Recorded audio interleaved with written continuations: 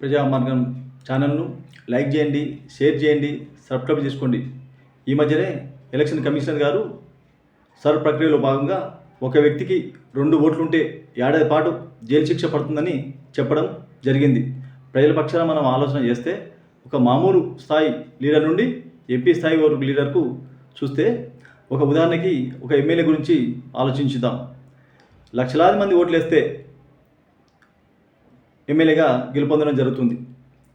ప్రజల మనోభావాలను దెబ్బతీసే విధంగా రాత్రి చెప్పా పెట్టకుండా పార్టీ మారినటువంటి ఎమ్మెల్యేలు ఎంతోమంది ఉన్నారు.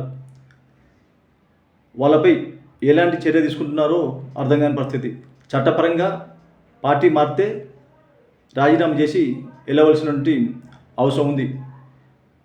అంతిమంగా ప్రజలకు మేలు చేయవలసినటువంటి అవసరం ప్రభుత్వంపై ఉంది. కానీ అలా జరగడం లేదు. స్పీకర్ వ్యవస్థ ఎవరి చేతి కింద పనిచేస్తుందో మనం చూస్తూ ఉన్నాం. అలా కాకుండా పార్టీ మారిన ఎమ్మెల్యేలపై చర్య తీసుకునే విధంగా ఎలక్షన్ కమిషన్కు హక్కు ఉండే విధంగా చట్టం చేయవలసినటువంటి అవసరం ఉంది.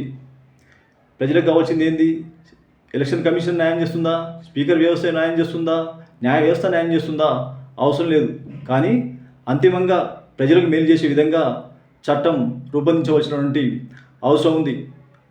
ఒక ఓటు ఎక్కువ వేస్తేనే ఏడాది పాటు జైలు శిక్ష ఉంటే లక్షలాది మంది వేసినటువంటి ఓట్ల గురించి ఎమ్మెల్యే ఏం సమాధానం చెప్తారు? అలాంటి వారిపై ఎన్ని కేసులు పెట్టాలి, ఎన్ని సంవత్సరాలు జైలు శిక్ష పడాలో గౌరవ కమిషనర్ గారు ప్రజలకు వివరణ ఇవ్వవలసినటువంటి అవసరం ఉంది. జై హింద్. ప్రజాస్వామ్యం వర్ధిల్లాలి.